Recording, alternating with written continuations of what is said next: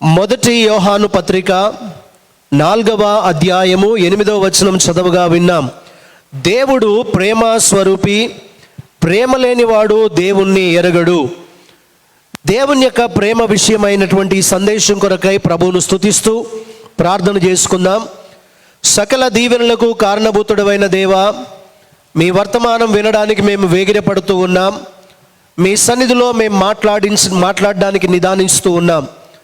మా జీవితంలోనూ సరిచేస్తూ నీ ప్రేమతో నింపడం కొరకు ఈరోజు మాకు ఇవ్వబోతున్న వర్తమానాన్ని బట్టి నీకు స్తోత్రాలు చెల్లిస్తూ, నాయనా మీరే మాతో మాట్లాడుమని, మీ ఆత్మ కార్యం జరిగించమని, యేసు నామమున వింటున్న బిడ్డలందరికీ కూడా ఆశీర్వాదం కలిగించమని యేసయ్య నామమున ప్రార్థించి ఈ వాక్య భాగాన్ని ప్రారంభిస్తున్నాం పరమ తండ్రి. ఆమేన్, ఆమేన్. క్రీస్తునందు ప్రియమైనటువంటి దేవుని వారలారా, మన ప్రభువును రక్షకుడైన యేసుక్రీస్తు వారి శ్రేష్టమైన నామములో మీ అందరికీ కూడా వందనాలు తెలియజేస్తున్నాను. దేవుడు మిమ్మల్ని బహుగా దీవించునుగాక.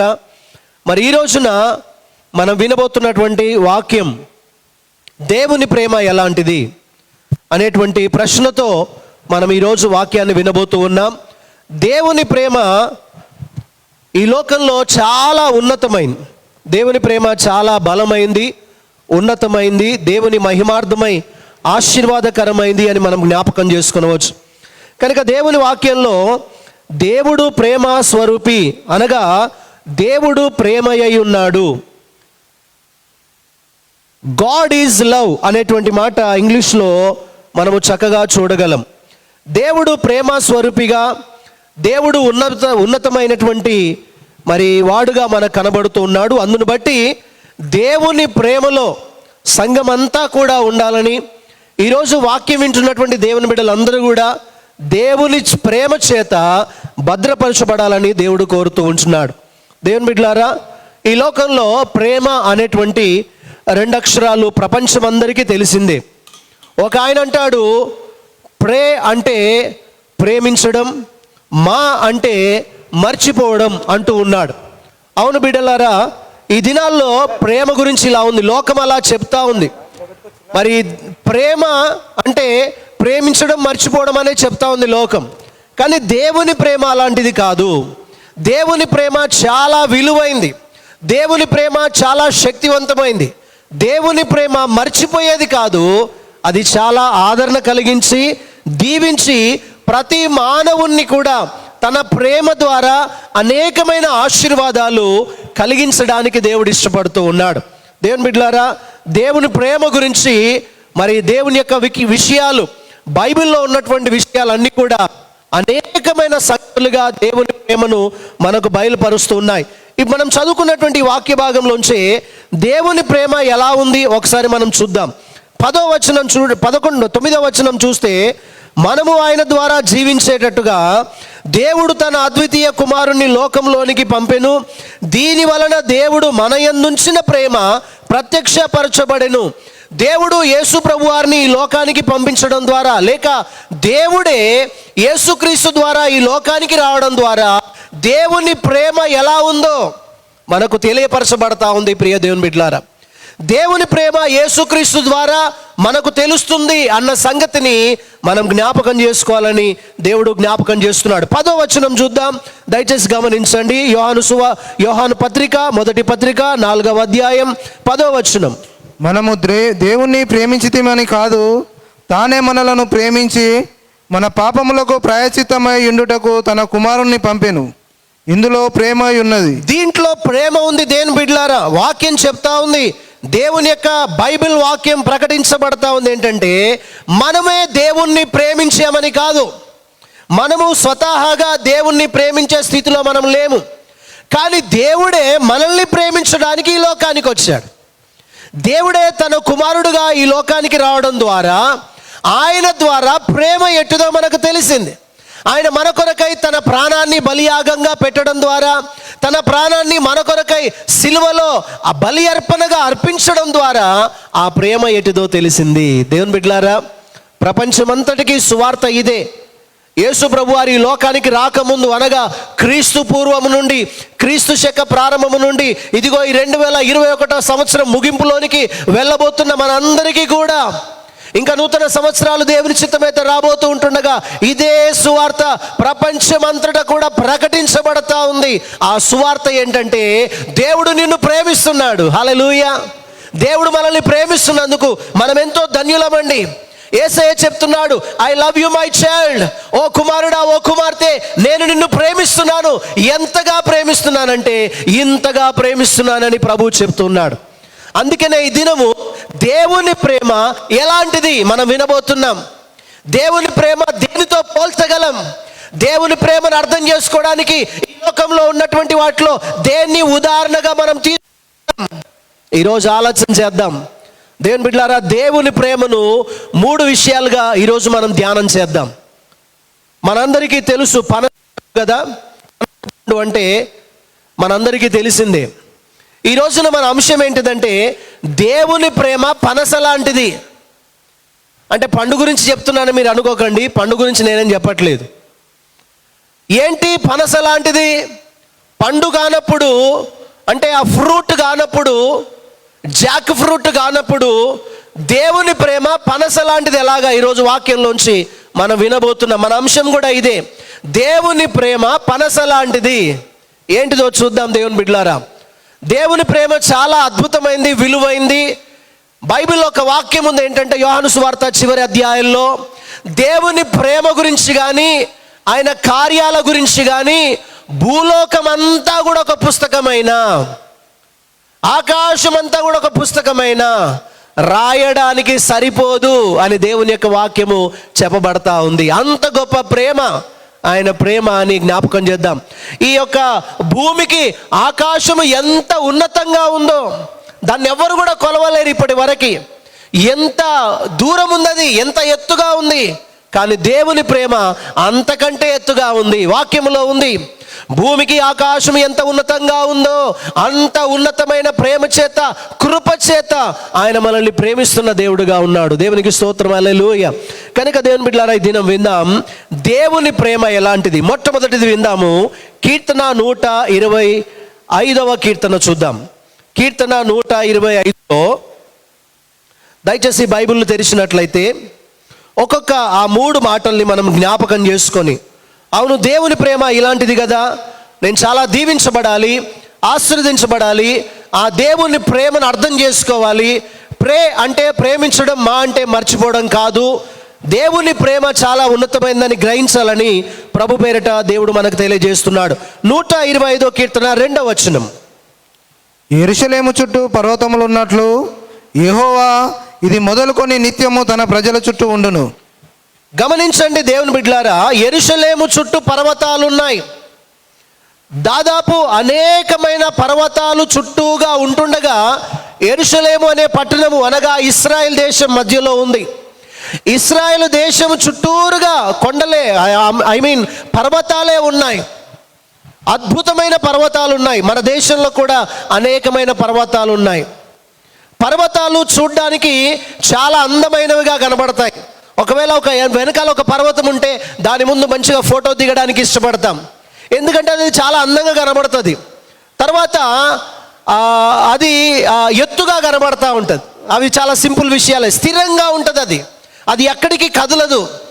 ఒకవేళ భూమి మీదకి వర్షం వచ్చినా ఆ భూమి ఎంత వర్షంతో నిండిపోయినా కానీ పర్వతాలు అలాగే ఎత్తుగా ఉంటాయి.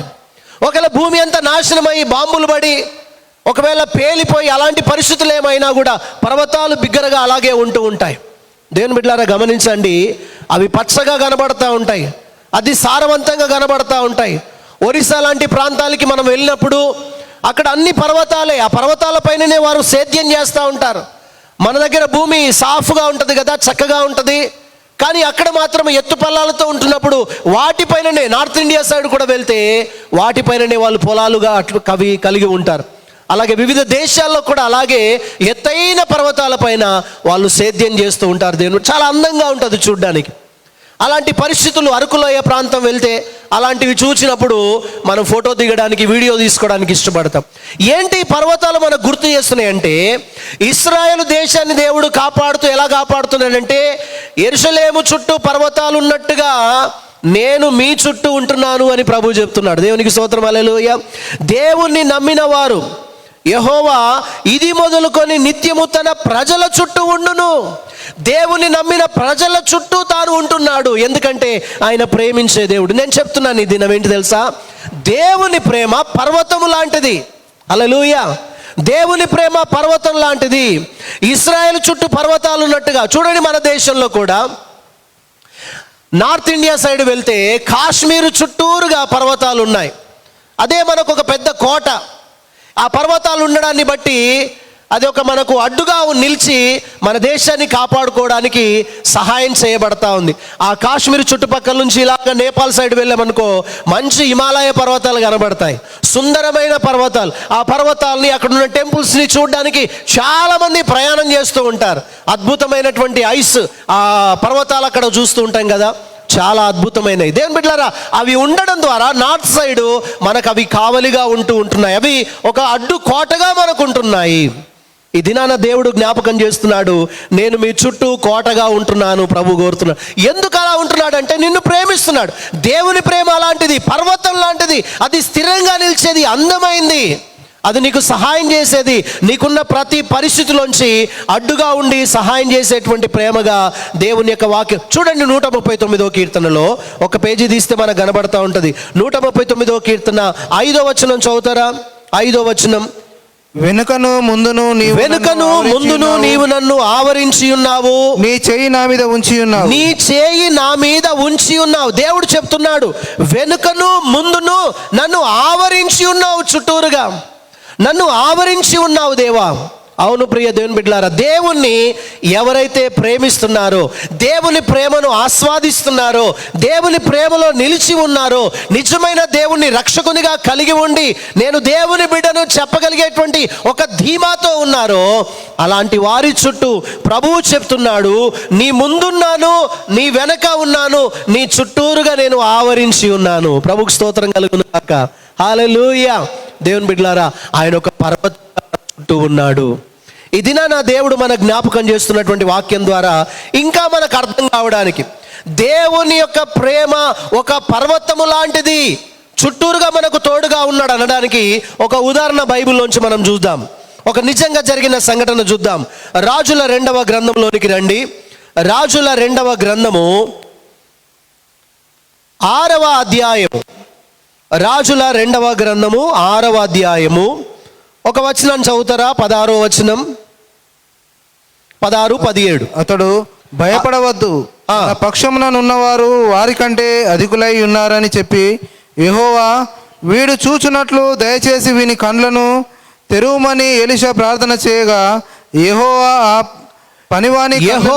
ఆ పనివాని కండ్లను తెరువజేసెను గనుక వాడు ఎలీషా చుట్టూను పర్వతము అగ్ని గుర్రముల చేత రథముల చేతను నిండి ఉండుట చూచెను. దేవునికి స్తోత్రం. హల్లెలూయా. దేవుడు ఎంత గొప్పవాడు తెలుసా ప్రియ దేవుని బిడ్డలారా. ఒకవేళ 14వ వచనం కనుక చూస్తే, ఇశ్రాయేలు దేశానికి ఉత్తర భాగ ప్రక్కన ఉన్నటువంటి అష్షూరు దేశం లేకపోతే సిరియా దేశం అని చెప్పవచ్చు. సిరియా రాజు మాట్లాడుతున్నాడు తన సైన్యముతో. సిరియా రాజు మాట్లాడుతూ అంటున్నాడు, సైనికులారా, మన దేశములో ఉన్నటువంటి ఆ పరిస్థితులను, మనం మాట్లాడుకుంటున్నటువంటి పరిస్థితులను, ఇశ్రాయేలు దేశం పైన మనము విజయం సాధించలేకపోతున్నాము కదా, మనం వేస్తున్న ప్లాన్స్ అన్నీ వాళ్ళకి ఎలా తెలుస్తున్నాయి? మనము ఇలాగ వారిని వెంటాడుదాము, ఇలాగ వారిని ఓడిద్దాము, ఇలాగ వారిని చుట్టుముట్టుదాము, ఇలాగ పట్టుకుందామని మనము ప్లాన్ వేస్తుంటే మన ప్లాన్ ఎలా లీక్ అవుతుంది? వాళ్ళు ముందుగానే ఎలా జాగ్రత్త పడుతున్నారు? ఇశ్రాయేలు దేశ ప్రజలు ఎలా తప్పించుకుంటున్నారు అని అన్నప్పుడు ఇశ్రాయేలు సైన్యం అంతా కూడా భయపడుతూ, సిరియా సైన్యం అంతా కూడా భయపడుతూ ఉన్నారు. అప్పుడు సిరియా రాజు కోపంతో అన్నాడు, మనలోనే ఎవరో తప్పుగా ప్రవర్తిస్తూ ఉన్నారు, మనలోనే ఎవరో గూఢాచార్యం చేస్తూ ఉన్నారు, ఇక్కడ మాట్లాడుకున్న సంగతులన్నీ కూడా అక్కడి వారికి మీరు తెలియజేస్తున్నారు అంటున్నప్పుడు ఒక సైనికుడు ముందుకొచ్చి, సిరియా దేశపు సైనికుడు ముందుకొచ్చి అంటున్నాడు, అయ్యా రాజుగారు, మీరు తప్పుగా ఆలోచించకండి అయ్యా, మీ ముందు నేను మాట్లాడుతున్నా, తెగిస్తున్నా, ఏమనుకోకండి అయ్యా, క్షమించండి. మనం మాట్లాడే సంగతులన్నీ కూడా మన వాళ్ళలో ఎవరు కూడా వాళ్ళకి చెప్పట్లేదు, కానీ అక్కడ ఒక సేవకుడు ఉన్నాడు, అక్కడ ఒక ప్రవక్త ఉన్నాడు, ఆయన పేరు ఎలీషా. ఈ ఎలీషా ఏం చేస్తున్నాడంటే ఇక్కడ మనం మాట్లాడుకునే విషయాలన్నీ కూడా ఆయన గ్రహించిన వాడై వాళ్ళ రాజుతో చెప్తాడు. అప్పుడు రాజు ముందు జాగ్రత్త పడుతున్నాడు, మనం ఓడిపోతున్నాము అని చెప్పాడు. అప్పుడు వెంటనే రాజుగారికి చాలా ఆలోచన వచ్చి అంటున్నాడు, అలాగైతే మనము ఇశ్రాయేలు రాజు మీది కాదు పోవాల్సింది, వారి సైన్యం మీది కాదు మనం పోవాల్సింది, మొట్టమొదటిగా ఆ దేశంలో ఉన్నటువంటి ఆ సేవకుణ్ణి, ఆ ప్రవక్తను మనం చంపుదాము, అప్పుడు ఇశ్రాయేల్ దేశం ఈజీగా మన హస్తగతం అవుతుంది అని చెప్పి సిరియా రాజు తన సైన్యాన్ని పంపించాడు. అయితే దేవుని బిడ్డలారా, జరిగినటువంటి పరిస్థితి ఏంటి తెలుసా?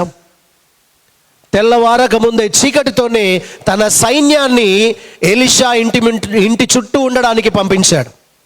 ఎలీషా ఇంటి చుట్టూ ఆ యొక్క సైన్యము, గుర్రములు, రథములు అంతా కూడా మోహరించి ఎలీషా ఉన్నటువంటి ఇంటి చుట్టూ నిలబడి ఉన్నాయి. తెల్లవారినప్పుడు దైవజనుడైన అతని పనివాడు, 10వ వచనం చూద్దాం. దైవజనుడైన అతని పనివాడు, ఇశ్రాయేలు రాజా దైవజనుడైన తనకు తెలిపి హెచ్చరిక చేసిన స్థలము 15 దైవజనుడైన అతని పనివాడు పెందలకడ లేచి బయటికి వచ్చినప్పుడు గుర్రములు రథములు గల సైన్యము పట్టణము చుట్టూ చుట్టుకొని ఉండుట కనబడేను. దేవుని బిడ్డలారా గమనించండి, పట్టణం చుట్టూ ఉన్నారట.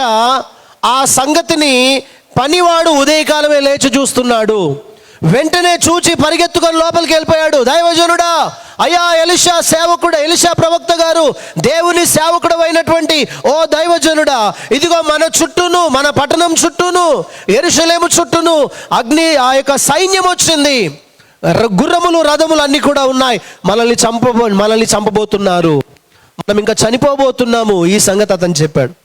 అప్పుడు ఆ పనివాడితో, భయపడవద్దు, దైవజనుడు అన్నాడు, భయపడొద్దు. ఇది మంచి మాట కదండి, భయపడొద్దు.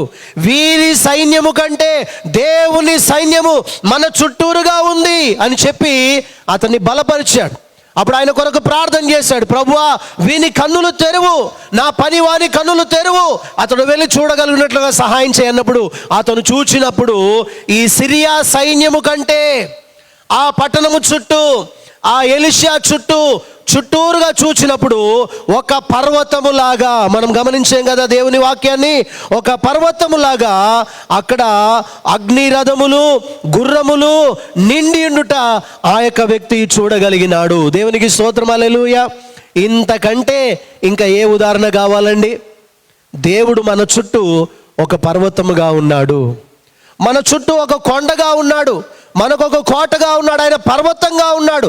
అగ్ని రథములను పంపించి శత్రు సేనల చేత ఎలాంటి ఇబ్బంది పడకుండా, కనీసము తల వెంట్రుక కూడా రాలకుండా దేవుడు సహాయం చేశాడు. కనుక ఈ దినాన నీవు నమ్మాలని ప్రభువు కోరుతున్నాడు. దేవుని పర్వతం ఎలాంటిది తెలుసా? ఆయన కాపుదలగా ఇచ్చేటువంటిది, ఆయన భద్రత ఇచ్చేటువంటిది, ఆయన క్షేమం ఇచ్చేటువంటిది, మనల్ని కాపాడేటువంటిదని ప్రభు పేరిట జ్ఞాపకం చేస్తున్నాను. కనుక దీనికి నేను అంటున్నాను, దేవుని ప్రేమ పర్వతం లాంటిది, స్థిరంగా ఉంటుంది. ఆయన ప్రేమలో ఎలాంటి అవకతవకలు లేవండి. ఆయన ప్రేమ ఇవాళుండి రేపు మారిపోయేది కాదు.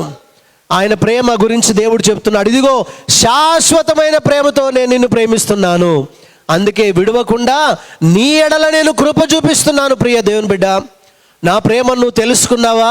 నా ప్రేమను నువ్వు అంగీకరించావా? నా ప్రేమ ఎంత విలువైందో నువ్వు గ్రహించగలిగినావా అని ప్రభువు జ్ఞాపకం చేస్తున్నాడు. ఆయన ప్రేమ పర్వతం లాంటిది అని గుర్తుపెట్టుకుందాం. మనల్ని కాపాడడానికి సిద్ధంగా ఉన్నాడు దేవుడు. తన దూతల్ని తోడుగా ఉంచి నడిపించడానికి సిద్ధంగా ఉన్నాడు. ప్రతి తెగుల నుంచి, ప్రతి విధమైనటువంటి అపాయముల నుంచి, కీడుల నుంచి ఆయన కాపాడేవాడుగా, సంరక్షణ ఇచ్చేవాడుగా మనకు కనబడుతున్నాడు. అలాంటి దేవుని ప్రేమను బట్టి దేవునికి స్తోత్రం చేద్దాం. హల్లెలూయా. రెండవదిగా చూద్దాం, దేవుని ప్రేమ ఎలాంటిది. యెషయా గ్రంథం చూడండి. యెషయా గ్రంథము 49వ అధ్యాయము. యెషయా గ్రంథం 49వ అధ్యాయము 10వ వచనాన్ని చూద్దాం. 10వ వచనం, వారి యందు కరుణించువాడు వారిని తోడుకొని పోతాడు. నీటి బుగ్గల యొద్ద వారిని నడిపించువాడుగా ఉన్నాడు. దేవునికి స్తోత్రం చెల్లిద్దాం. హల్లెలూయా. అయితే దేవుని ప్రజలను దేవుడు ఏం చేస్తున్నాడంటే వారి యందు కనికర పడుతున్నాడు. కాపరి లేని గొర్రెల్ని చూచి కనికర పడుతూ ఉన్నాడు. అపవాది క్రియల చేత, దయ్యముల చేత, సైతాను శక్తుల చేత, అనారోగ్యం చేత, వ్యాధి చేత బాధపడుతున్నటువంటి మరి కీడు చేత అనేక రీతులుగా శ్రమ పడుతున్న వారిని చూచి ఆయన కరుణించేవాడుగా ఉన్నాడు.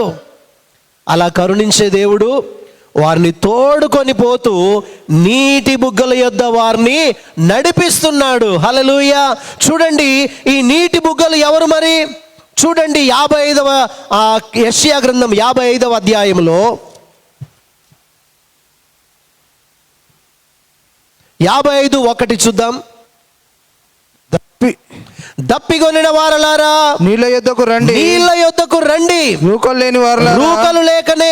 లేని వారలారా మీరు వచ్చి కొని భోజనము చేయుడి. రండి. రూకలు లేకపోయినను ఏమి ఇయ్యకపోయినను ద్రాక్షరసమనే పాలను కొనండి. ఆహారము కాని దాని కొరకు మీరేలా రూకలిస్తారు? సంతుష్టి కలగజేయని దాని కొరకు మీ కష్టార్జితాన్ని ఎందుకు వ్యయపరుస్తారు? నా మాట జాగ్రత్తగా ఆలకించి మంచి పదార్థములు భుజించండి. మీ ప్రాణము సారవంతమైన దాని యందు సుఖింపనీయండి. దేవుడి మాటలు తెలియజేస్తున్నాడు. దేవుని బిడ్డలారా, ఆఖరికి ఆయన చెప్పే మాట అంటే జీవజలమును నేనే అంటున్నాడు. సమరయ స్త్రీతో యేసయ్య మాట్లాడుతున్నప్పుడు ఆ పదాన్ని వాడాడు కదా, నీటి బుగ్గల జీవజలాన్ని ఇచ్చేవాడిని నేనే, ఆ జీవజల నదిని నేనే అని ప్రభు వారు జ్ఞాపకం చేస్తున్నారు. ఇప్పుడు మరొక మాటగా నేను తెలియజేస్తున్నా ఏంటంటే, దేవుని ప్రేమ ఎలాంటిదంటే నది లాంటిది. దేవుని బిడ్డలారా గమనించారా? నది చాలా మంచిది కదా. నది గురించి అనేకమైన వాక్యాలు బైబిల్లో మనం చూడవచ్చు. నదిలో మంచినీళ్ళే ఉంటాయి. నది ప్రవహిస్తూ ఉంటుంది కాబట్టి మంచినీళ్ళు ఉంటాయి, స్వచ్ఛమైన నీళ్ళుగా ఉంటాయి, త్రాగడానికి ఆశీర్వాదకరంగా ఉంటాయి. ఇంకా నది గురించి మనం అనేక రీతులుగా ఆలోచించు. సరే, లోకంలో మన భారతదేశంలో కూడా చాలా నదులు ఉన్నాయి. ఆ నదుల గురించి నేనేం జ్ఞాపకం చేయట్లేదు. కానీ ప్రారంభంలో దేవుడు ఆదాము హవ్వల కొరకు ఒక నదిని ఏర్పాటు చేశాడు. దాన్ని చదివి మనం ముందుకెళ్దాం. దేవుని ప్రేమ నది లాంటిది అని జ్ఞాపకం చేసుకోవడానికి వాక్యం మనకు చాలా ఉపయోగపడుతుంది.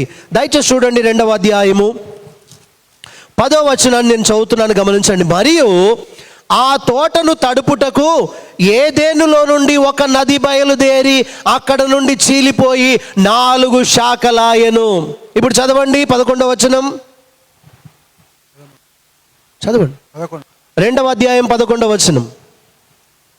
మొదటి దాని పేరు షీహోను. అది హవిలా దేశమందంతటై చుట్టూ పారుచున్నది. అక్కడ బంగారం ఉన్నది. ఓకే. ఆ దేశపు బంగారము శ్రేష్టమైనది. అక్కడ బూలమును గోమేధికములోను దొరుకును. రెండవ నది పేరు గీహోను. అది కూషు దేశమందంతటి ఆఫ్రికా చుట్టూ అది పారుచున్నది. మూడవ నది పేరు హిద్దకేలు.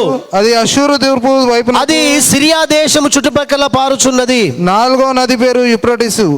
4వ నది పేరు యూఫ్రటీసు, అనగా కిందిలో ఫరాతు అనేటువంటి మాట చూస్తున్నాం. దేవుని బిడ్డలారా, 4 నదులుగా ఒకే నది కానీ 4 దిక్కులా ప్రవహిస్తుంది. అనగా ఇలా చెప్పొచ్చు, ఉత్తరము, దక్షిణము, తూర్పు, పడమర అలాగా ప్రవహించగలిగేటువంటి ఒక మంచి దీవెనను దేవుడు ఏదెను తోటలోంచి ప్రపంచమంతటికి దయచేశాడు.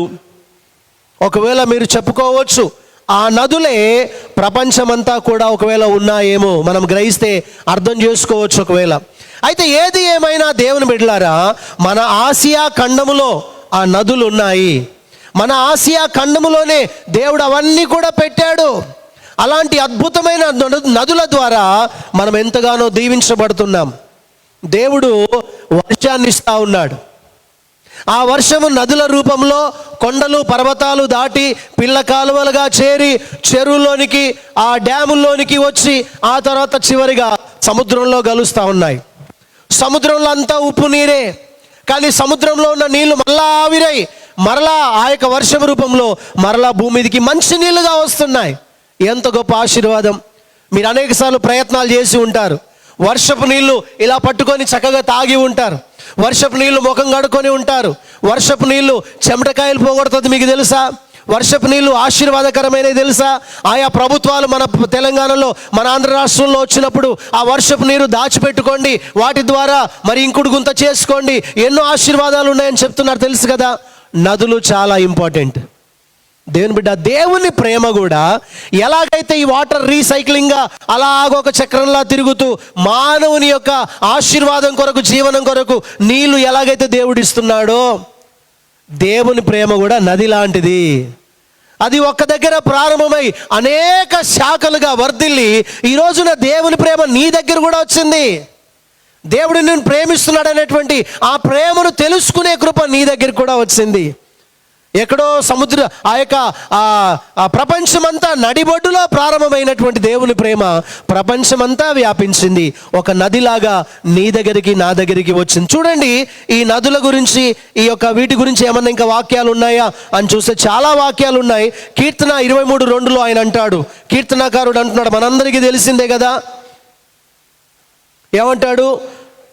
పచ్చిక గల చోట్ల ఆయన నన్ను పరుండ చేయుచున్నాడు, శాంతికరమైన జలముల యొద్ద నన్ను నడిపించుచున్నాడు, నా ప్రాణమునకు ఆయన సేద తీర్చుచున్నాడు, తన నామాన్ని బట్టి నీతి మార్గంలో నన్ను నడిపిస్తున్నాడు. దేవుని బిడ్డలారా గమనించండి, 2వ లైన్లో శాంతికరమైన జలముల యొద్ద నన్ను నడిపించేవాడుగా ఉన్నాడు. మంచి నదుల వైపును నేను నడిపించే బిడ్డగా ఉన్నాను. ఆ నది నీరుగా ఉన్నటువంటి యేసయ్యనే, జీవజలముగా జీవనదిగా పారుతున్నటువంటి యేసయ్యనే ఈరోజు మనకు ఆధారం. ఆయనే మనకు జీవజలం. ఈ జీవజలాన్ని ఎప్పుడైతే సమరయ స్త్రీ తీసుకుందో వెంటనే ఆ యొక్క ఈ లోక సంబంధమైన కుండను విడిచిపెట్టింది, ఈ లోక సంబంధమైన నీళ్లను విడిచిపెట్టింది. ఎంతో దాహముతో ఉన్న అవసరతలో ఉన్నా కూడా యేసయ్య అనే జీవజలాన్ని పొందుకొని మరలా ఊర్లోనికి పరిగెత్తి అందరినీ ప్రభు దగ్గర నడిపించింది. ఎంత గొప్ప ఆశీర్వాదం. ప్రియమైన దేవుని బిడ్డలారా, జీవజల నది అయినటువంటి యేసయ్య శాంతికరమైన జలముల యొద్ద నడిపించేవాడుగా ఉన్నాడు. ఒక మాట మనందరికీ తెలిసిన ఇంకో మాట చూద్దామా? కీర్తనలు 1వ కీర్తన 3వ వచనం చూద్దామా? 3వ వచనం, అతడు నీటి కాలువల యోరను నాటబడిన వాడై ఆకు వాడక తన కాలమందు ఫలమిచ్చే చెట్టు వలె ఉన్నాడు. అతడు చేసేదంతా కూడా సఫలమగును. హల్లెలూయా. దేవుని బిడ్డలారా, చూచారా? ఎవరైతే నీటి కాలువల యోరన ఉంటారో, దేవుని బిడ్డలారా, కొన్ని ప్రాంతాలలో మధ్యలో ఆ నది ఆ కాలువ ప్రవహిస్తూ ఉంటే అటు ఇటు చెట్లు ఉంటాయి. అవి ఎప్పటికి కూడా ఎండిపోయినట్టుగా కనబడవు. అవి ఎప్పుడు కూడా ఫలభరితంగా ఉంటాయి. అవి ఎప్పుడు కూడా పచ్చగా ఉండి తన కాలాల్లో ఆయా కాలాల్లో అవి ఏ పంట పండాలో ఆ పంట పండే రీతిగా ఆ ఫలములు అవి ఇస్తూ ఉంటాయి. దేవుడు కూడా జ్ఞాపకం చేస్తున్నాడు, జీవజల నది అయిన యేసయ్య ప్రక్కన నువ్వు ఉంటున్నప్పుడు నీవు అభివృద్ధి చెందుతూ ఉంటావు, ఆశీర్వదించబడుతూ ఉంటావు, నువ్వు చేసేదంతా కూడా సఫలమవుతుంది. ఎంత గొప్ప మాటలండి ఈ మాటలు. అందుకనే దేవుని ప్రేమ నది లాంటిది. కనుక దేవుని బిడ్డ, ఈ నది నీవు ఆ నది ప్రక్కనే నీవు సహవాసం చేయగలిగి నాటబడి స్థిరంగా ఉన్నప్పుడు నువ్వు ఫలమిచ్చే చెట్టు వలె ఉంటావు అని దేవుడు జ్ఞాపకం చేస్తున్నాడు. నువ్వు చేసేదంతా కూడా సఫలమవుతుంది. నీ జీవితంలో నీ కార్యాలు ఫెయిల్ అవ్వకుండా, నీ ఎగ్జామ్స్లో ఫెయిల్ అవ్వకుండా, నీ జీవితంలో ప్రతి పనిలో కూడా సఫలత సాధించడానికి నువ్వు యేసుక్రీస్తు అనే జీవజల నది అయినటువంటి ఆయన ప్రక్కన కూర్చొని ఆయన పాదాల చెంత నేర్చుకుంటూ నువ్వు దీవించబడినప్పుడు నువ్వు సఫలీకృతుడు అవుతావని దేవుడు తన వాక్యం ద్వారా మనకు జ్ఞాపకం చేయబడతావు. ఏందండి, నదిలోని నీరు ఒకవేళ అరణ్యంలో ప్రయాణిస్తున్నాడు అనుకోండి, ఆ నదిలో నీరు మంచి నీరుగా ఉంటుంది. అది మన దాహాన్ని తీర్చేదిగా ఉంటుంది. మనకు ఆహ్లాదాన్ని కలగజేసేదిగా ఉంటుంది. మనం శుభ్రపరచబడ్డానికి ఆ నీరు ఎంతో ఉపకరిస్తుంది. అలాంటి మంచి నీరునే మనం త్రాగడానికి వాడుతూ ఉన్నాం కదా, ఎంత సంతోషం ఇది. ఆ నీరు ద్వారా మనము దీవించబడుతున్నాం. మన శరీరంలో చాలా నీరు ఉండాలని డాక్టర్లు కూడా చెప్తా ఉంటారు. ఆ జీవ జల నది అయిన యేసయ్యను మనం కలిగి ఉండడం ద్వారా శారీరకంగా మాత్రమే కాదు, ఆధ్యాత్మికంగా కూడా మనము దీవించబడదాం. దేవుని యొక్క ప్రేమ అంత విలువైనది. సో మొట్టమొదటిది దేవుని ప్రేమ పర్వతము లాంటిది. రెండవది దేవుని ప్రేమ నది లాంటిది. దేవుని ప్రేమ మూడవది ఎలాంటిది చూద్దామా? దేవుని బిడ్డలారా చూడండి, మీకా గ్రంథంలోనికి రండి. మీకా గ్రంథము, చిన్న ప్రవక్తల గ్రంథాల్లో మీకా గ్రంథము తెరిచినట్లయితే 7వ అధ్యాయము దేవుని ప్రేమ ఎలాంటిదో మరొక మాటలో మనం చూడగలం. చూడండి 7వ అధ్యాయము మీకా గ్రంథం త్వరగా దొరకదు, దయచేసి చూడండి. యోనా, మీకా ఇవన్నీ కూడా లైన్గా ఉంటాయి. 7వ అధ్యాయము 19వ వచనం.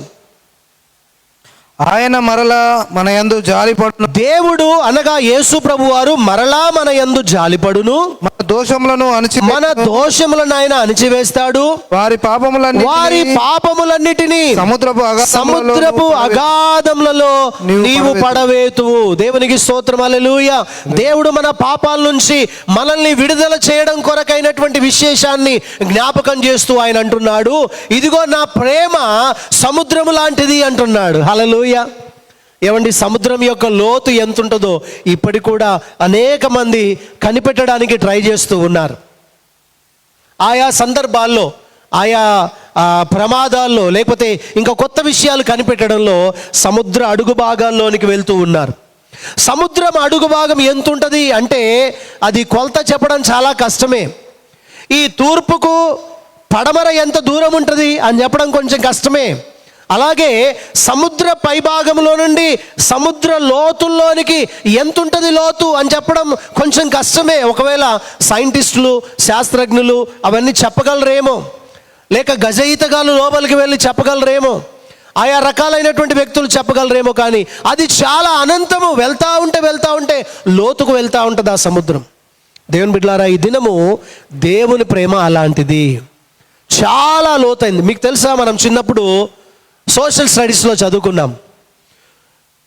ఈ భూమి ఎట్లాగా చెప్పగలరు అంటే, సోషల్లో మనకు సార్లు, టీచర్లు చెప్పారు, భూమి అంతటినీ కలిపి అది గుండ్రంగా ఉంది అని తెలుసు కదా. ఆ భూమిలో 75% నీళ్లున్నాయి, అంటే సముద్రము నీళ్ళే ఉన్నాయి. 25% మాత్రమే భూమి, నరులు నివసించే ఆ నేల ఉంది అని మనం నేర్చుకున్నాం. సైంటిఫిక్గా అది కరెక్టే దేవుని బిడ్డలారా. సముద్రము 71%, 71.11% సముద్రము ఉంటే 28.89% భూమి ఉంది. మనకు అంటే సులువుగా గుర్తుపెట్టుకోవడానికి పావల మందం భూమి, 75 మందము సముద్రము అని మనం నేర్చుకున్నాం. ఇది చాలా సైంటిఫిక్గా బైబిల్ రుజువుపరుస్తుంది. బైబిల్లో ఉన్న ప్రకారమే సైన్స్ దాన్ని తెలుసుకుంది. దేవుని బిడ్డలారా, ఈ దినము సముద్రము గురించి చాలా విలువైన మాటలు లోకంలో ఉన్నటువంటి కవులు వాళ్ళు కూడా చెప్పి ఉంటారు. అయితే బైబిల్ మనకేం చెప్తుంది? ఈ దినము ప్రభు అంటున్నాడు, నేను మీ మీద జాలి పడుతున్నాను. 19వ వచనం, నేను మీ మీద మరలా జాలి పడుతున్నాను. మన దోషములను ఆయన అణిచివేస్తున్నాడు. మన పాపములన్నిటినీ సముద్రపు అగాధములలో పడేస్తున్నాడు. అంటే దేవుడు ఎంత ప్రేమ కలిగిన వాడు. మనం మన పాపాలని ఒప్పుకున్నప్పుడు, ప్రభువా నా పాపాలను క్షమించండి, నన్ను ఏ శిక్షకు గురి చేయక నన్ను క్షమించి కరుణించండి అన్నప్పుడు మన పాపాలన్నిటిని తీసేసి మరలా కనబడకుండా సముద్రపు అగాధంలో పడేస్తున్నాడు. ఎంత గొప్ప దేవుడు అండి. ఇలాంటి మాటలు చెప్పగలిగినటువంటి ఈ దేవుని లాంటి దేవుడు ఇంకెక్కడైనా ఉన్నాడా? ఎక్కడా కూడా లేడండి, ఎక్కడా లేడు. ఆయన మాత్రమే. 18వ వచనంలో మనం చూస్తే 4వ వచనంలో, ఇలాగా వారిని క్షమించే దేవుడవైన నీతో సముడైన దేవుడు ఉన్నాడా? ప్రశ్నకి లేడు అనేటువంటి జవాబే. ఎంతో గొప్ప దేవుడు మన దేవుడు. మన పట్ల జాలి చూపిస్తున్నాడు, మన దోషాల్ని అణిచివేస్తున్నాడు, మన పాపాల్ని సముద్రపు అగాధములో పడవేసి మనల్ని పవిత్రపరుస్తున్నాడు. అంత గొప్ప ప్రేమ యేసయ్యకుంది. మనం చాలాసార్లు పిల్లల్ని అడుగుతుంటాం, నేనంటే నీకు ఇష్టమా? ఎంత ఇష్టం అంటే ఇంత ఇష్టం అని చెబుతూ ఆఖరికి ఇంత ఇష్టం అని చెప్తుంటాం. అనంతంగా ప్రేమించేటువంటి యాక్షన్ చెప్తూ ఉంటాం. దేవుడు కూడా అంత ప్రేమమయుడిగా ఉన్నాడు. సముద్రంలో ఎన్ని నీళ్లున్నాయి కొలవగల ఎవరన్నా అంటే ఎవరు కొలవలేరు. సముద్రంలో నీళ్ళన్నీ ఆవిరైపోతున్నాయి కదా, ఎవరన్నా కొలవగలరా ఎన్ని పోయినాయో ఎన్ని వస్తున్నాయో మళ్ళా ఎవరు కూడా చెప్పలేరు. అలాంటి అద్భుతమైన ప్రేమ యేసయ్యకు ఉంది. ఒకసారి చూద్దామా దేవుని వాక్యంలోంచి నిర్గమకాండం 38వ అధ్యాయం, క్షమించండి, ఇర్మియా గ్రంథము 38వ అధ్యాయం 31వ అధ్యాయం, ఇర్మియా 31 34వ వచనం, 31 34. నేను వారికి దేవుడనై యుందును, నేను వారికి దేవుడనై ఉంటాను, వారు నాకు జనులగుదురు. వారు నాకు జనులుగా ఉంటారు. వారు మరి ఎన్నడును యెహోవాను గూర్చి యెహోవాను గూర్చి బోధ నొందుదము అని తమ పొరుగు వారికి తమ సహోదరులకు గాని ఉపదేశం చెయ్యరు. ఎందుకంటే నేను వారి దోషములను క్షమించి వారి పాపములను ఇక ఎన్నడూ జ్ఞాపకం చేసుకొనను గనుక అల్పులేమి గనులేమి అందరును నన్ను ఎరుగుదురు. ఇదే యెహోవా వాక్కు. దేవుణ్ణి తెలుసుకున్న వారికి మరలా బోధ అవసరం లేదటండి. దేవుని యొక్క వాక్యం తెలియచేయబడతా ఉంది. దేవుని ప్రేమను గ్రహించగలిగి ఆ ప్రేమలో నిలిచి ఉండి పరిశుద్ధంగా ఉండగలిగి పాపము నుండి అపవిత్రం నుండి దూరపరచబడుతూ ఎప్పటికప్పుడు పరిశుద్ధంగా ఉండాలి, నా దేవుడు పరిశుద్ధుడు, నేను కూడా పరిశుద్ధంగా ఉండాలని గ్రహించినటువంటి వారికి మరలా ఏ బోధ అవసరం లేదట. ఇంకా మరలా బోధ చేయాల్సిన పని లేదు. దేవుని యొక్క వాక్యం తెలియజేయబడతా ఉంది. ఎందుకు అనంటే వారి పాపమును వారి దోషాన్ని క్షమించాడు అని గ్రహించారట. అంటే అంత ప్రేమ దేవుడు చూపిస్తున్నాడు. ఆ ప్రేమను అర్థం చేసుకున్న వారికి మరలా పదే పదే బోధ అనగా నువ్వు మార్పు చెందు, మారు మనసు పొందు, క్షమించమని అడుగు, నువ్వు యేసయ్య దేవుడు అని తెలుసుకో, లేకపోతే నీ పాపాలు ఒప్పుకో, ఇలా చెప్పాల్సిన బోధ ఇంకా అవసరం ఉండదు. ఎంత గొప్ప దేవుడు యేసయ్య. సముద్రమంత ప్రేమ నీకు చూపిస్తున్నాడు. సముద్రమంత ప్రేమతో దేవుడు నిన్ను ప్రేమిస్తున్నాడు. ఆయన ప్రేమ ఎలాంటిది అంటే సముద్రము లాంటిది. ఆయన సముద్రం లాంటి ప్రేమతో నన్ను ప్రేమిస్తున్నాడని నువ్వు చెప్పగలిగేటువంటి కృప, నీ పాపముల విషయంలో క్షమాపణ ఇస్తున్నాడు. మరలా ఒకసారి యెషయా గ్రంథం చూడండి. యెషయా గ్రంథం 38లో కూడా ఇలాంటి మాటలు మనం గ్రహించగలము. యెషయా గ్రంథము 38 17వ వచనం, 38:17. మిక్కుటమైన ఆయాసము నాకు నెమ్మది కలుగుటకు కారణమాయెను. నీ ప్రేమ చేత నా ప్రాణము, దేవా నీ ప్రేమ చేత నా ప్రాణమును నాశనమనే గోతి నుండి నువ్వు విడిపించావు. నీ వీపు వెనక తట్టు నా పాపములన్నీ నీవు పారవేసితివి. దేవునికి స్తోత్రం, హల్లెలూయా. దేవుని ప్రేమ చేత మన ప్రాణము నాశనములు అనే గోతిలో నుండి ఆయన విడిపించేవాడుగున్నాడు. అగాధములోంచి విడిపించేవాడు, నరకంలోంచి విడిపించేవాడు, నాశనం అనేటువంటి దొంగ దూపిలోనికి దిగపోతున్నటువంటి ఆ మనల్ని ఆయన లేవనెత్తి క్రీస్తు అను బండపైన నిలబెట్టాడు. ఇది అర్థం చేసుకున్న వాళ్ళకి తెలుస్తుంది దేవుని ప్రేమ సముద్రం లాంటిది అని. దేవుని బిడ్డ, మనం అనేక సార్లు బాధలో కష్టంలో ఉంటుండగా 103వ కీర్తన ఇలా చెప్తా ఉంది. 103వ కీర్తన చూడండి. మనం ఇంతకుముందుకే కీర్తన భాగాన్ని చదువుతున్నప్పుడు కూడా జ్ఞాపకం చేసుకున్నాం. 103వ కీర్తన 12వ చరణం. పడమటికి తూర్పు ఎంత దూరమో ఆయన మన అతిక్రమములను మనకు అంతా దూరపరిచి ఉన్నాడు. దేవునికి స్తోత్రం, హల్లెలూయా. కనుక ఇవన్నీ కూడా మనకేం జ్ఞాపకం చేస్తున్నాయంటే దేవుని ప్రేమ చాలా విలువైంది, దేవుని ప్రేమ చాలా ఉన్నతమైంది. అలాంటి ఉన్నతమైన ప్రేమ సముద్రం లాంటిది అని జ్ఞాపకం చేసుకొని ఆ యొక్క సముద్రం లాంటి ప్రేమ, ఉన్నతమైన ప్రేమ, ఇదిగో సముద్రం యొక్క అగాధములో మన పాపములను పడవేసినటువంటి యేసయ్య ప్రేమను జ్ఞాపకం చేసుకొని ఆ ప్రేమలో కొనసాగాలి. ప్రియమైన సహోదరి సహోదరులారా, ఇంకా నీ జీవితాన్ని మార్చుకో, ఇంకా నీ పాపాన్ని విడిచిపెట్టు. ఇంకెంతకాలం దేవునికి దూరంగా ఉంటావు? నిజమైన దేవుడు యేసయ్య అని తెలుసుకోవా? ఇంకే దేవుణ్ణి గణపరచవా? దేవుణ్ణి ఆరాధించడానికి ఆయన సన్నిధికి రావా? ఇదిగో మీటింగ్లో నువ్వు పాల్గొనవా? ఎంతకాలం చెప్పాలి ఈ బోధ? ఈ బోధ అవసరం లేదు దేవుని బిడ్డలకు. ఇంకా ఏ బోధ కావాలంటే దేవునిలో స్థిరంగా నిలబడే బోధ, దేవుని చేత పొందుకున్నటువంటి ప్రేమను ఇతర అందించగలిగే బోధ నేర్చుకోవడం మంచిది కదా. ఇంకా పాతకాలం పద్ధతుల్లాగా ఇంకా ఈ లోకాచారాలు చేయకండి, ఈ లోకాచారాలు నడవకండి, ఈ లోకాన్ని ప్రేమించకండి, లోకంలో ఉన్నదంతా ఇవన్నీ కూడా పాపములే అని ఎంతకాలం చెప్పుకుంటాము? ఆ బోధ వద్దటండి. ఆ బోధను విడిచిపెట్టాలి అని అంటే మనం మొట్టమొదటిగా పూర్తిగా ప్రభు బిడ్డలుగా మారిపోవాలి. దేవుని ప్రేమలో స్థిరంగా నిలబడాలి. దేవుని ప్రేమను ఇతరులకు అందించగలిగేటువంటి ఆ ప్రేమలోనికి మనం రావాలి. అంటే ఈ ప్రేమను ఆస్వాదించాలి. దేవుని ప్రేమ చాలా విలువైంది, దేవుని ప్రేమ చాలా అమూల్యమైంది, లోకంలో దొరకదు. దేవుని నుండి మాత్రమే ఆ ప్రేమ దొరుకుతుంది. దేవుని యొక్క వాక్యంలో మాత్రమే ఆ ప్రేమను మనము చూడగలము. దేవుని బిడ్డలారా, ఒక ఉదాహరణ చూసి మనం ప్రార్థన చేద్దాం. చివరిగా ఏంటి ఉదాహరణ?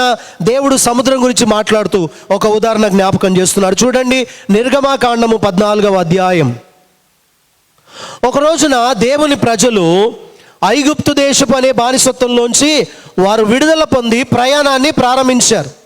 అలాంటి ప్రయాణాన్ని ప్రారంభించినప్పుడు వాళ్ళకు ఎదురుగా సముద్రం అడ్డు వచ్చింది. వారు వెళ్ళవలసిన త్రోవకు సముద్రమే అడ్డయింది. మరి సముద్రాన్ని జరపగలరా ఎవరన్నా? సముద్రాన్ని తీసేయగలరా ఎవరన్నా? అలాంటి పరిస్థితుల్లో వీళ్ళు చాలా భయముతో, మరణ భయము చేత బాధపడుతున్నారు. ఇంకో కారణం ఏంటంటే వెనుక నుండి శత్రువులు వస్తూ ఉన్నారు, మరణము తరుముతూ ఉంది, నాశనములో పడిపోయే పరిస్థితి ఉంది. అలాంటి పరిస్థితుల్లో భక్తుడైన మోషే ప్రార్థన చేస్తున్నాడు. అప్పుడు దేవుడు అన్న మాట 14వ అధ్యాయం 15వ వచనం చదువుదాం. అంతలో యెహోవా మోషేతో, నీవేళ నాకు మొరపెట్టుచున్నావు, సాగిపోవుడి, మీరు సాగిపోండి అని ఇశ్రాయేలుతో చెప్పుము. ఈ మాట చాలా అద్భుతంగాను ఆశ్చర్యకరంగాను, ఎలాగ అర్థం చేసుకోవాలో ఎలా నమ్మాలో కూడా తెలియనటువంటి పరిస్థితుల్లో ఆ మాట దేవుడు అనుగ్రహించాడు. సాగిపోండి, ఎందుకు ప్రార్థన చేస్తున్నారు? ఇంకా సాగిపోండి అని ఇశ్రాయేలుతో నువ్వు చెప్పు. నువ్వు చేయాల్సిన పని ఏంటంటే 16వ వచనము, నీవు నీ కర్రను ఎత్తి ఆ సముద్రం వైపు నీ చెయ్యి చాపి దాన్ని పాయలుగా చేయు. అప్పుడు ఇశ్రాయేలులు సముద్రం మధ్యన ఆరిన నేల మీద నడిచిపోతారు. దేవునికి స్తోత్రం, హల్లెలూయా. అలాగే జరిగింది. దేవుడు చెప్పినట్టే జరిగింది. దేవుని బిడ్డలారా, దేవుడు చెప్పాడు, నీ కర్రను సముద్రం వైపు చాపు అన్నాడు. అంతే, ఆయన విశ్వాసంతో చాపాడు. వెంటనే సముద్రము ఎవరు గ్రహించలేనటువంటి పరిస్థితి, ఎవరు ఊహించనటువంటి ఒక అద్భుతం అక్కడ చూడగలిగినారు. సముద్రం 2 పాయలైంది. ఒక నిలువు గోడగా నిలబడినట్టుగా సముద్రం 2 పాయలుగా మారి, అనగా 2 భాగాలుగా విడిపోయి, ఇటు ఒక గోడలాగా నిలబడింది, ఇటు ఒక గోడలాగా నిలబడింది. మధ్యలో ఆరిన నేల కనబడింది. ఆరిన నేల పైన ఈ భూభాగం నుండి సముద్రం అవతల వరకు ఉన్నటువంటి ఆ భూభాగం వరకు వెళ్ళడానికి, వారు ఆరిన నేల మీద నడవడానికి దేవుడు కృప చూపించాడు. హల్లెలూయా. ఇశ్రాయేల్ ప్రజలను ప్రేమించిన దేవుడు ఈ రోజున ప్రపంచ ప్రజలైనటువంటి అన్యజనులందరినీ ప్రేమిస్తున్న దేవుడు, ముఖ్యంగా నిన్ను నన్ను ప్రేమిస్తున్న దేవుడు, ఈ రోజున ఆరాధనలో పాల్గొన్న మనలందరినీ ప్రేమిస్తున్న దేవుడు ఆ దినాన అద్భుతాలు చేశాడు. ఈ దినాన మన విషయంలో కూడా అద్భుతము చేయగలడు. ఆ దినాన వారికి వచ్చిన కష్టం అది, వారికి వచ్చిన శ్రమ అది, వారికి వచ్చిన మరణ భయం అది, దాంట్లోంచి దేవుడు ఆ రీతిగా వారికి అద్భుతము చేయించి వారిని దాటించాడు. వారందరూ దాటిన తర్వాత ఏ శత్రువులు అయితే ఉన్నారో, ఏ యొక్క మరణం అయితే వారి మీదకి వస్తుందో, వారందరినీ కూడా సముద్రం మధ్యలో ముంచివేసిన వాడుగా, ఆ శ్రమ లేకుండా, ఆ ప్రాబ్లం లేకుండా చేసిన వాడుగా దేవుడు మనకు కనబడుతున్నాడు. 29వ వచనం చూడండి. 29వ వచనం ఏం చెప్తుంది? అయితే ఇశ్రాయేలీలు ఆరిన నేలను సముద్రం మధ్య ఉన్నప్పుడు ఆ నీళ్లు వారి కుడి ఎడమల ప్రక్కను గోడవలే ఉండెను. దేవునికి స్తోత్రం, హల్లెలూయా. వారు ఆరిన నేల మీద నడిచి వెళ్ళిపోయారు. బైబిల్ సాక్ష్యం ఇస్తుంది. ఆ తర్వాత చక్కని వాళ్ళు కీర్తన పాడుతున్నారు, ఎంతగానో దేవుని స్తుతిస్తున్నారు. వారు అనేకమైన విషయాల్లో దేవునికి మహిమకరంగా ఆ దినాల్లో వారు జీవించారు. ప్రియమైన దేవుని బిడ్డలారా, దేవుడు సముద్రమును సైతము 2 పాయలుగా చేయగల శక్తిమంతుడుగా ఉన్నాడు. ఆయన ప్రేమ ఎంతటిది? ఆయన ప్రేమ ఎంతటిదంటే ఆయన ప్రేమ విస్తారమైనది. ఆయన ప్రేమకు అడ్డులు లేవు. ఆయన ప్రేమ ఇలాంటిది అని చెప్పడానికి దేనితో మనం పోల్చలేము. కానీ ఈ దినాన ఒక చిన్న పోలికను దైవదాసునిగా అందిస్తూ ఉన్నాను. అంత గొప్ప ప్రేమను ఇలా అర్థం చేసుకోవడానికి మాత్రమే జ్ఞాపకం చేస్తూ ఉన్నాను. మొట్టమొదటి చెప్పగలరా? దేవుని ప్రేమ ఎలాంటిది? పర్వతము లాంటిది. దేవుని ప్రేమ ఎలాంటిది? రెండవది నది లాంటిది. దేవుని ప్రేమ ఎలాంటిది? మూడవది సముద్రం లాంటిది. ఈ పదాల్లో మొదటి అక్షరాన్ని కలపండి, దాంట్లో రెండో దాంట్లో మూడో దాంట్లో ఉన్న మొదటి అక్షరాలని కలిపితే ఏమవుతుంది? పా. పర్వతములో పా, నదిలో నా, ఏమండి సముద్రంలో సా. ఏమవుతుంది ఇప్పుడు? పనస అవుతుంది. అందుకే నేను చెప్పాను దేవుని ప్రేమ పనస లాంటిది. అదే మన అంశమని జ్ఞాపకం చేశాను. నిజమే దేవుని బిడ్డలారా, పనస పండు చాలా అది ఆశీర్వాదకరమైంది, ఆరోగ్యకరమైంది. చూడ్డానికి పైన చాలా రఫ్గా ఉంటుంది, చాలా కఠినంగా ఉంటుంది. నువ్వు ఏ చాకుతో అయినా అది టెక్నిక్గా కోయకపోతే అది కోయబడదు. అది చాలా బరువుగా ఉంటుంది, చాలా గట్టిగా ఉంటుంది, చాలా విచిత్రంగా ఉంటుంది. కానీ దాన్ని కోసి దాని తోలును బయటికి తీయగలిగి లోపల చూస్తే రుచికరమైన పదార్థం. అది దాంట్లో ఉన్న ఆ పండు చాలా విలువైంది, దాంట్లో ఉన్న గింజ కూడా చాలా విలువైంది. దేవుని బిడ్డలారా, మీరు ఎప్పుడన్నా దాన్ని ఆస్వాదించారో లేదో నాకు తెలియదు, కానీ చాలా విలువైన ఫ్రూట్ అది. అలాగే దేవుని ప్రేమ కూడా ఉంది అని జ్ఞాపకం చేస్తున్నా. దేవుడు అమ్మో దేవుడా అని భయపడే రీతిగా దేవుడు ఉన్నప్పటికీ ఇప్పటి వరకు కూడా కృప చూపిస్తున్న దేవుడు, ప్రేమ చూపిస్తున్న దేవుడు. రాబోయే దినాల్లో ఆయన కఠినంగా వ్యవహరించడానికి కూడా ఇష్టపడే దేవుడు. తప్పుకు శిక్ష ఇచ్చే దేవుడుగా రాబోతున్నాడు. ప్రపంచమంతటికి తీర్పు తీర్చే దేవుడుగా రాబోతున్నాడు. కఠినంగా ఉండబోతున్నాడు, కటువుగా ఉండబోతున్నాడు. ఆయన తీర్పరిగా రాబోతున్నాడు. అలాంటి దేవుడు వినడానికి, గ్రహించడానికి కటువుగా ఉన్నా ఆయన లోపల ఎలా ఉంటుందంటే ప్రేమామృతమే. ఆయన జాలి గలవాడే, కరుణ చూపించేవాడే, ప్రేమ చూపించేవాడే. కనుక బిడ్డలారా, ఈ వాక్య భాగాన్ని గుర్తుపెట్టుకుంటారని ఆ పదాన్ని నేను తీసుకొని ఈ దినాన దేవుడు మనకు వాక్యం అందిస్తూ ఉంటున్నాడు. కనుక దేవా, నీ ప్రేమ కొరకై వందనాలయ్యా. ఎవరు ప్రేమించని ప్రేమ నువ్వు ప్రేమించావు, నీకు వందనాలు. అందుకనే మనం మొట్టమొదటిగా చదువుకున్న మొదటి భాగం వాక్య పఠనంలో యోహాను మొదటి పత్రిక 4వ అధ్యాయము 8వ వచనాన్ని చూచాం. దేవుడు ప్రేమ స్వరూపి, ఆయననే ప్రేమ అయి ఉన్నాడు, ఆయననే ప్రేమ అయి ఉన్నాడు. అలాంటి గొప్ప దేవుని ప్రేమను గ్రహించిన వారమై, ఆయన పరిశుద్ధుడు గనక మనము కూడా పరిశుద్ధంగా ఉండడానికి, ఆయనను ఆరాధించే వారిగా ఉండడానికి, అలాంటి దేవుని ప్రేమను మన ద్వారా వేరే వారికి అందించడానికి మనం ఎల్లప్పుడూ కూడా సిద్ధపడదాం. అలాంటి ప్రేమలో నిలిచి ఉందాం. దయచేసి తలలు ఉంచుదాం, ప్రార్థన చేద్దాం. ప్రార్థన. మహాపరిశుద్ధుడైన దేవా, మమ్మల్ని మికిలిగా ప్రేమిస్తున్న మా ప్రియ పరలోకపు తండ్రి, మీకు స్తోత్రాలు, వందనాలు, కృతజ్ఞతలు తెలియజేస్తూ ఉన్నాం. ప్రభువా, ఈ రోజున నీ వాక్యాన్ని మాకు అనుగ్రహించారు. మీ వాక్యము వెల్లడగుటతోడ వెలుగు కలుగును, తెలివి లేని వారికి అది తెలివి పుట్టించునని, నీ వాక్యము మా పాదములకు దీపము, మా త్రోవకు వెలుగై ఉన్నదని కీర్తనలో మేము నేర్చుకుంటున్నాం. అలాంటి గొప్ప వాక్య వర్తమానాన్ని విన్నాము, అందును బట్టి నీకు స్తోత్రాలు. అది మా హృదయంలో, మా జీవితంలో విన్నటువంటి వారందరి జీవితాల్లో 30దంతులుగా, 60దంతులుగా, 100అంతలుగా యేసు నామములో ఫలించునుగాక. దేవుని ప్రేమ పనస లాంటిది అని తెలుసుకున్న మేము దాని ప్రకారమైనటువంటి ఆలోచన, దాని ప్రకారమైనటువంటి కార్యములో నిన్ను స్తుతిస్తూ ప్రభువా ముందుకు సాగగలిగేటువంటి కృప మా అందరికీ మీరు అనుగ్రహించండి.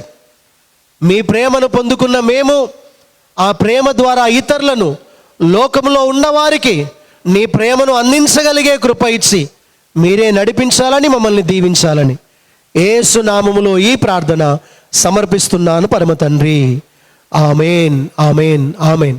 God bless you. దేవుడు మిమ్మల్ని దీవించునుగాక. Praise the lord.